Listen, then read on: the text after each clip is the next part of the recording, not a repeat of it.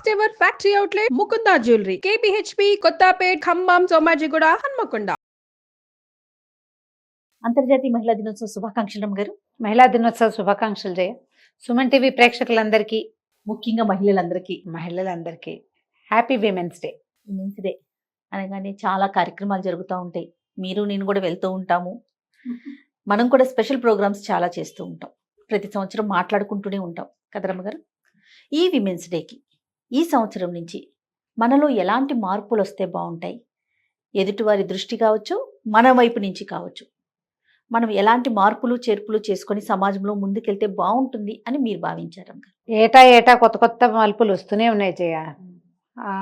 ముఖ్యంగా ఆడపిల్లల ప్రగతి, స్త్రీలు ముందంజ వేయటం, వ్యాపార దృష్ట్యా కానీ వ్యాపార రంగంలో, తర్వాత ఈ మన ఉద్యోగ రంగంలో అనుకో, ఇటీవల వ్యవసాయ రంగంలో కూడా మహిళలు రాణిస్తున్నారు. మంచి అవకాశాలు వస్తున్నాయి. సమాజం సపోర్ట్ చేస్తోంది. కుటుంబపు సపోర్ట్ కూడా ఖచ్చితంగా ఉంటుంది, లేకపోతే ముందుకెళ్ళలేకపోతాం. కాబట్టి రకరకాల ప్రెషర్స్కి గురవుతూనే, ఇంటా బయట ఎన్నో రకాల ఇబ్బందులు పడుతూనే ముందంజ వేయాలనే చూస్తున్న ఆధునిక మహిళ ఈ రోజున చాలా ప్రత్యేకంగా కనపడుతుంది. మనం మామూలుగా విమెన్స్ డే అంటే నేను పెద్దగా డేస్కి పెద్ద ఇంపార్టెన్స్ నాకు పెద్దగా నచ్చదు ఆ మాట. మీతో పాటు నేను కూడా ఏదో ఒక రోజు మనది కాదు, ప్రతిరోజు మనదే అయి ఉండాలి, మనదే అవుతోంది కూడా. ఇప్పుడు ఇందులో ఏవో ప్రమాదాలని, ఇబ్బందులని, ముందుకు వెళ్ళలేని పరిస్థితులని కనపడుతూనే ఉంటాయి. మనం పేపర్లో చూస్తే కనిపిస్తుంది, ఇది ఈ ప్రమాదానికి లోనయ్యారు, అత్యాచారానికి లోనైనవి. అద్భుతంగా చదువుకుని ఎంతో రాణింపుకు రావాల్సిన వాళ్ళ పరిస్థితి కూడా దుర్భరమైన స్థితిలోకి వెళ్ళిపోయినట్టు, మరణాలు, అవి కొంచెం బాధ కలిగిస్తూ ఉంటాయి. ఏంటి, ఆడపిల్లలు అన్ని చోట్లకి పరిగెత్తేస్తున్నారు, ప్రతి చోటకి వెళ్ళగలుగుతున్నారు, పైలట్లు అయిపోతున్నారు, వ్యోమగాములు అయిపోతున్నారు. ఈ స్థితిలో మార్పు రావట్లేదు ఏంటి? అది ఒకటి కనపడినా మనసు కలిచేస్తున్నట్టుగా ఉంటుంది. ఇంత 100% సక్సెస్ ని చూసినా ఒక్క ఇన్సిడెంట్ విన్నప్పుడు అయ్యో ఏంటి మనం బలహీన పడిపోతున్నామా, దొరికిపోతున్నామా, ఇంకా ఇప్పటికీ మన సహయోగం లేకుండా ప్రపంచం ముందుకు నడిచే స్థితి లేని పూర్తి రోజు వచ్చేసినా కూడా మనం ఎక్కడో దొరికిపోతున్నామా? ఇంకా ఆడపిల్లల సేఫ్టీ ముఖ్యమైన విషయంగానే ఉందా? ఇంకా అమాయకంగా ఉంటున్నారా? ఇంకా బలహీనంగానే దొరికిపోతున్నారా? ఇప్పటికీ ఈ అత్యాచారం అన్న ఒక్క పాయింట్ మీదే వెనకబడిపోతున్నామా? అలా అనిపిస్తుంటుంది జయ. అది చూసినప్పుడల్లా నాకు దుఃఖంగా ఉంటుంది. అసలు ఎలాంటి యూనివర్సిటీస్లో, ఎలాంటి కోర్సెస్లో ఆడపిల్లలకి సమాన స్థాయిలో మగపిల్లలతోటి ధీటుగా పరిగెడుతున్నారు. ఇందాక మీరు వ్యవసాయం అన్నారు కదరమ్మ గారు. మన దేశాల్లోనే కాదు, విదేశాల్లో కూడా మన మహిళలు వ్యవసాయ రంగం అంటే ఏంటో చేసి చూపిస్తున్నారు. మన తెలుగుడి సత్తా ఏంటో చూపిస్తున్నారు. ఎంత మంది మహిళలు ఉన్నారు. అవును, వ్యాపార రంగంలో కూడా చాలా మంచి గట్టిగా ఉన్నారు.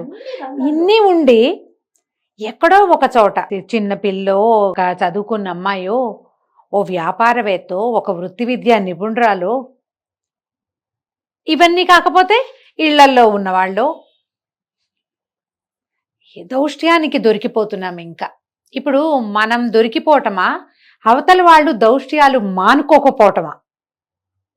మనం దొరకటమే కాదు, ఇప్పుడు మనం దొరికామంటే మనకే దొరకట్లేదు కదా, ఇతరులకి దొరికేస్తున్నాం మనం.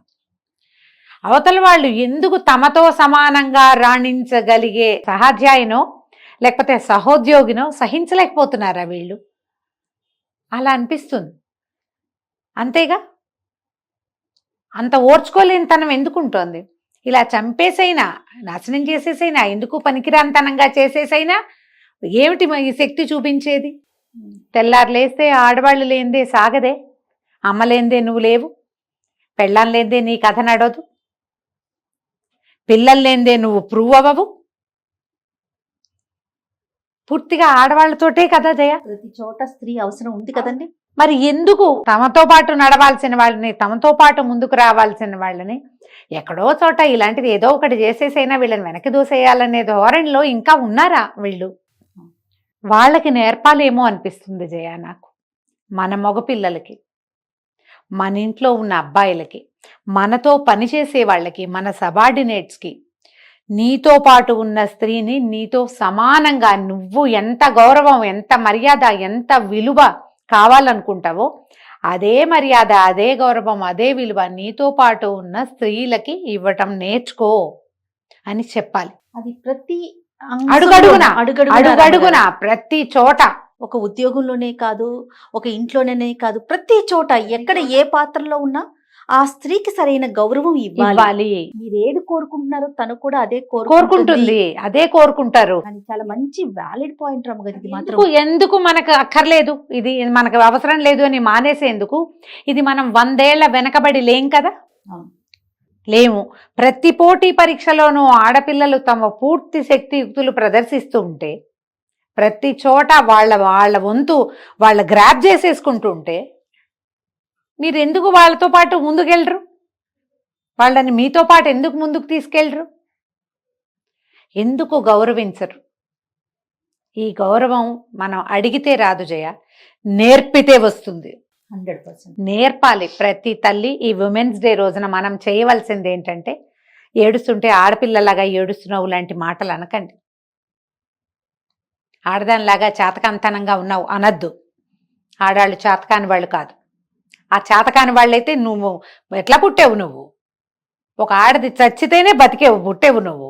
లేకపోతే నువ్వైతే చచ్చి బతకలేదు కదా, నువ్వైతే కాదు. ఒక ఆడది చస్తేనే ఒక శిశు జననం జరుగుతుంది, చచ్చినంత పని అయితేనే. నీకు ఇదివరకటి లేవు, మందులు లేవు, మాకులు లేవమ్మా. ఇప్పుడు హాస్పిటల్స్ వచ్చినాయి, అడుగడుగున మందులు వచ్చినాయి, ఫోలిక్ యాసిడ్ వచ్చింది, కాల్షియం వచ్చింది, ఐరన్ వచ్చింది, బాగానే ఉంది. నొప్పి అది ఉందా లేదా? ఉంది కదా. బరువు అదే ఉంది, 9 నెలలు ఇంత సమయం అదే ఉంది. ఉన్నప్పుడు దానికి తగిన గౌరవం నువ్వెందుకు ఇవ్వవు? నువ్వు ఇవ్వట్లేదంటే నువ్వు నీ పుటక్కే గౌరవం ఇవ్వటం లేదు కదా. దాన్ని గౌరవించడం మనతోటి ఉన్న మగవాళ్ళకి నేర్పాలి. మీరు విమెన్స్ డే సెలబ్రేషన్ అంటే మనమే 10 మంది కలిసి మనమే మాట్లాడుకుని మనమే జై కొట్టుకుంటేనా? కాదు. మన ఇంట్లో ఉన్న పిల్లలకి మంచి మాట చెప్పండి. మీరు అత్తగారులు అయినప్పుడు, నాయనమ్మలో అమ్మమ్మలో అయినప్పుడు, ఒక పక్కింటి వాళ్ళ అమ్మాయి గురించి మాట్లాడేటప్పుడు మనలాంటి ఆడపుట్టుకని తేలిక చెయ్యొద్దు. ఆ చులకన భావం మన దగ్గర పోగొట్టుకోవాలి, మనం దానికి వెయిట్ ఇవ్వాలి. నేను చిన్న వీడియోలు చూస్తాను జయ, అప్పుడప్పుడు కొన్ని భలే నచ్చుతాయి నాకు. అందులో ఒకటి ఇప్పుడు చెప్తా చూడు. ఒక కోడలు ఏదో తుడుస్తూ ఉంటుంది, అత్తగారు అడుగుతుంది, క్యా కర్ రేవు బయట అని, సాఫ్ కర్ రేవు మార్చి అంటుంది, అజా ఇదరా అని పిలుస్తుంది. అత్త కోడలు పక్క పక్కన కూర్చుంటారు. తేరా మాయకా నయ్యే మేరా మాయకా నే హమ్ క్యూ కరే అంటుంది. తో కౌన్ కర్తా హై అని అడుగుతుంది కోడలు. అడిగితే జిస్కా మాయకా హై ఓ కరేగా హమ్ క్యూ కరేగా అంట. అత్తగారు చేయదు, కోడలు చేయదు, వాళ్ళ అమ్మాయిలు వాడే తుడుచుకుంటాడు, మానుకుంటాడు. లేకపోతే తల్లులు అత్తగారులు ఇలా మాట్లాడగలిగే రోజు వస్తే మనం హ్యాపీ విమెన్స్ డే చెప్పుకోవచ్చు. Super concept. మీరు గనక ఒక అత్తగారైతే, మీరు అమ్మగా ఉంటే మీ పిల్లల్ని ముందుకు తీసుకెళ్తారు. మీరు అత్తగారైనప్పుడు మీ కోడల్ని ముందుకు తీసుకెళ్ళండి, ఆ రోజు హ్యాపీ విమెన్స్ డే అవుతుంది. మీరు ఒక సంస్థలో పెద్ద పోస్ట్లో ఉంటే మీ కింద ఉన్న ఆడపిల్లలు మీలాగానే తలెత్తుకుని ఉండగలిగే స్థితి కల్పించండి, అప్పుడు హ్యాపీ విమెన్స్ డే. మీరు ఒక కాలేజ్ ప్రిన్సిపల్ గానో, ఒక స్కూల్కి హెడ్ మిస్ట్రెస్ గానో ఉండి చాలా మంది ఆడపిల్లల్ని మీరు చదివించేటప్పుడు ఆడపిల్లలు ఒద్దిగ్గా ఉండాలి కాదు చెప్పాల్సింది, మగపిల్లల్ని లైన్లో ఉంచాలని నేర్పించండి, అప్పుడు హ్యాపీ విమెన్స్ డే. అప్పుడు కదా జరిగేది. ప్రతి వాళ్ళు ఒద్దిగ్గానే ఉండాలమ్మా, ఆడకైనా మగకైనా ఒద్దిక అవసరమే. వీళ్ళని మాత్రమే లైన్లో పెట్టి వాళ్ళని వదిలేస్తామంటే అచ్చుపోసి అట్లా కుదరదుగా. వీళ్ళు లైన్లో ఉండాలంటే ఆ లైన్కి గీతల్లో నుంచోటం వాళ్ళకు కూడా రావాలి. అది నేర్పించేందుకు ఈ విమెన్స్ డే రోజున కంకణం కట్టుకోండి. మీ ఇంట్లో నుంచే స్టార్ట్ చేయండి, మీరున్న సంస్థల్లోనే మొదలు పెట్టండి. ఒక 5-10 ఏళ్లకైనా మనం ఇలా రోజు చూసేటువంటి సంఘటనలు పేపర్లో నెలకో 2 నెలలకో 3 నెలలకో ఎక్కడో తప్పిదగిన యాక్సిడెంట్ అట్లా చూడగలిగితే మనం హ్యాపీ విమెన్స్ డే చేసుకోవచ్చు. తప్పకుండా రమ్మగారు. మరి ఆడపిల్లలకి ఇదే వారికి కూడా వీళ్ళకి కూడా ఆడపిల్లలు ఇప్పుడు మనం సరిగ్గా ఇప్పుడు మనం ఒకళ్ళని లైన్లో పెట్టాలి. నువ్వు అవతల వాళ్ళకి లైన్ చూపించాలంటే నువ్వేం చేయాలి? ముందు ఖచ్చితంగా లైన్లో ఉండాలి. నువ్వు లైన్లో ఉండాలి. నీకొక హద్దు ఉండాలి. విలువలు పోగొట్టుకోవద్దు, మర్యాద వదిలిపెట్టుకోవద్దు. నువ్వు విలువ మర్యాద రెండు ఉండాలంటే నువ్వు అందులో ఉండాలి. కొన్ని గీతలు ఉండాలి, బ్యారికేడ్స్ ఉండాలి ప్రతి పద్ధతికి, ప్రతి విషయానికి. నేను హద్దులు దాటుతాను, నా ఇష్టం, అమ్మ నాన్న మాట విన్ను, నా ఇష్టారాజ్యంగా నేను చేస్తాను, అవతల వాడి దారిలో ఉండాలంటే ఉండరు అట్లా. నువ్వు ఒక గీతలో ఉండు, అవతల వాళ్ళని ఆ గీత లోపలికి లాగి నుంచోబెట్టగలుగుతావు. నీకే గీతలు లేకపోతే అవతల వాళ్ళకు కూడా ఉండవు. ఇప్పుడు వాడికి ఉండాలి, వాళ్ళని పద్ధతిలో ఉంచాలనుకో, అదే కదా చెప్పుకుంటున్నాము. మరి దానికి ముందు మనం ఉంచాలిగా అక్కడ.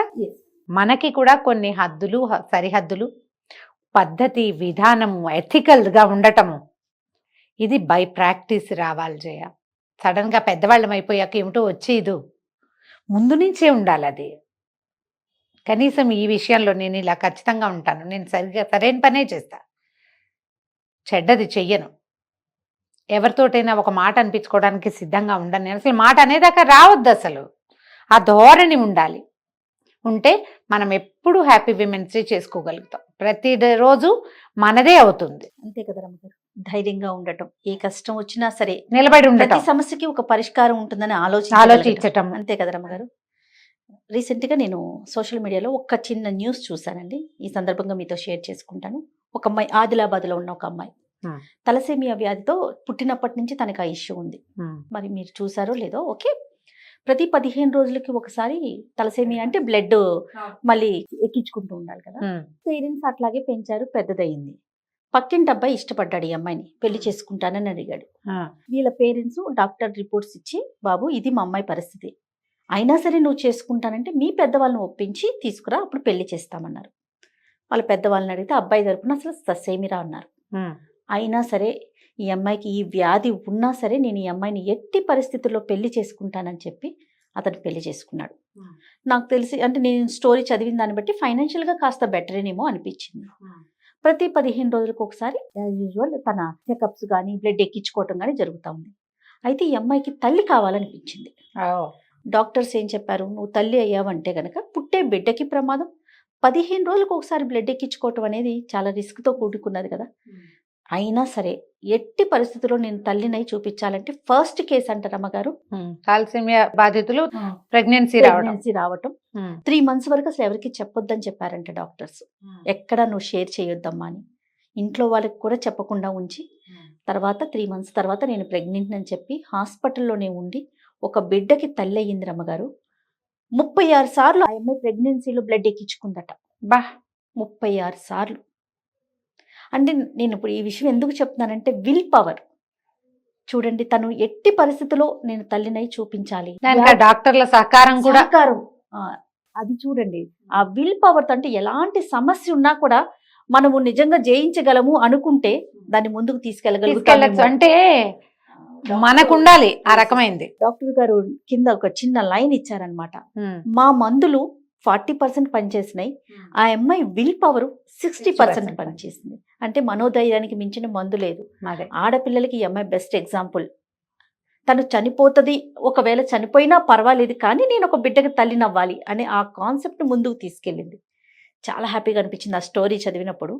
అంటే మనం చిన్న చిన్న సమస్యలకి కృంగిపోవటం, మనం తను అంటే ఏదైనా చిన్న ప్రాబ్లమ్స్ రాగానే పరిగెత్తేసి ఎక్కడైనా దూకేసి తాగేసి మన కడుపును బిడ్డలు కూడా ప్రధానికి చచ్చిపోవటమే అల్టిమేట్ గా. చచ్చిపోతాను, నేను ఇంక బతకను, నేను వెళ్ళిపోతాను, నేను అయిపోతాను. ఊరికే చిన్న చిన్నవి పుట్టింటికి పంపలేదని, అది అనుకున్నది వస్తువు కొనలేదని, అనుకున్నట్టుగా ఫంక్షన్ చేయలేదని, అలాంటి వాటికి కూడా వాటికే చచ్చిపోవాలా? వచ్చే ఏడాది చేసుకోకూడదా? చేసుకోవచ్చు కదా. అలాంటి వారికి వీళ్ళు బెస్ట్ ఎగ్జాంపుల్. నిజంగా చాలా మంచిగా అనిపించింది ఆ స్టోరీ చదివిన. ఈ విమెన్స్ డే సందర్భంగా ఇట్లాంటి ఒక మంచి అద్భుతమైన విల్ పవర్ ఉన్న ఒక అమ్మాయి విషయం మనం ఇలా పబ్లిక్ చెప్పడం కూడా చాలా అద్భుతమైన సంగతి. ఎవరైనా సరే మనిషి అన్నవాడికి విల్ పవర్ అవసరం. ఆడవాళ్ళు ఎంత స్ట్రాంగ్గా ఉంటే కుటుంబం అంత స్ట్రాంగ్గా ఉంటుంది. ఫ్యామిలీ స్ట్రాంగ్గా ఉంటే సొసైటీ స్ట్రెంగ్థెన్ అవుతుంది. గుడ్ సొసైటీ వల్లే భారతదేశం బాగుపడుతుంది. అంతే రమ్మగారు. దేశాన్ని ముందుకు తీసుకెళ్ళడానికి ఆడపిల్లలు తమ యొక్క విల్ పవర్ తోటి దీన్ని ముందుకు తీసుకెళ్ళాలి. నమస్తే రమ్మగారు. నమస్తే జయ.